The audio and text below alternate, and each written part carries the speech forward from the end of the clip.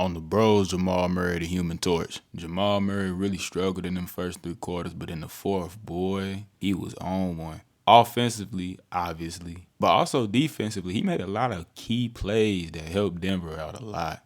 He played free safety on one break and broke up a LeBron lob.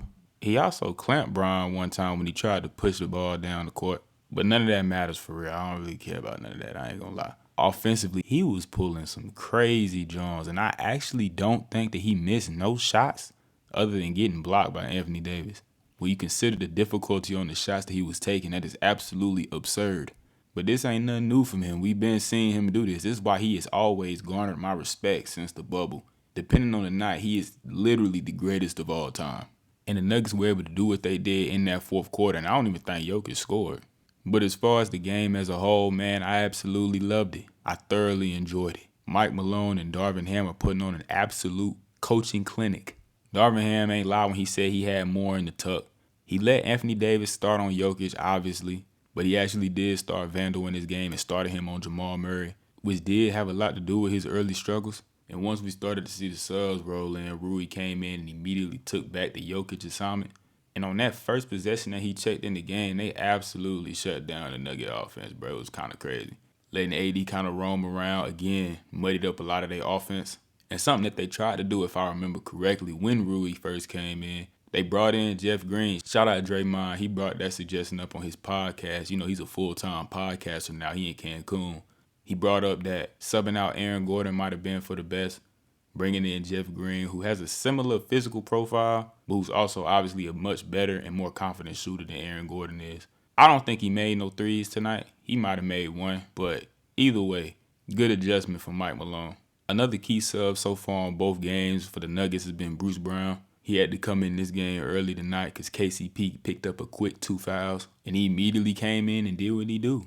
Played great defense, provided energy, made a lot of big threes in the game. And the key thing that he and obviously Jokic took a lot of advantage of in this game was LA's poor transition defense. Oddly enough, for as good as LA is defensively, it's usually only in the half court.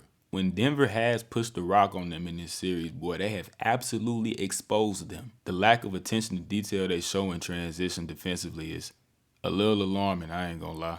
And probably the last real specific thing that I want to mention was, at some point in the third quarter, I believe it was, instead of being right in that dunker spot, Aaron Gordon kind of pushed it deeper in the corner. Obviously, Anthony Davis bit down to contest the drive. They kicked it out to him, and he ain't pull it. But they actually ran a dribble handoff in the corner to Michael Porter Jr. Now, MPJ ain't shoot the rock either.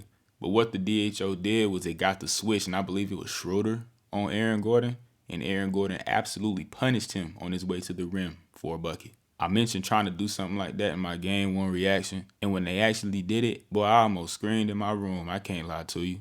But at the end of the day, Jamal Murray won this game. Offensively and defensively, he absolutely took over. Put up a lot of points in that fourth quarter. He went crazy.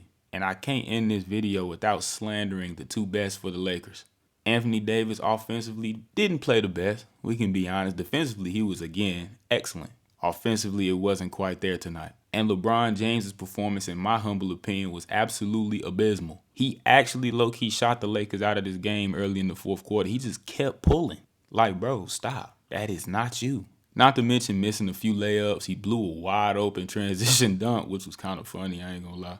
Just wasn't a good game from him tonight. In contrasting how this game went to game one, I truly do believe that the Lakers are doomed now. I thought game one was encouraging. You took like some of the best blows Denver could hash out to you and only lost by a few points. And in this game, the role players played fantastically. Rui Hachimura continued his exquisite postseason. Austin Reeves had him a game. D'Lo was cool. And you still lost. So now I'm fearful for the Lakers. I ain't gonna lie. They just might be outmatched here. I'm saying this like I ain't picked Denver to win the series. All in all, though, this was another excellent game. These first two games lead me to believe that this might turn out to be an all-time series, and I'm all for it.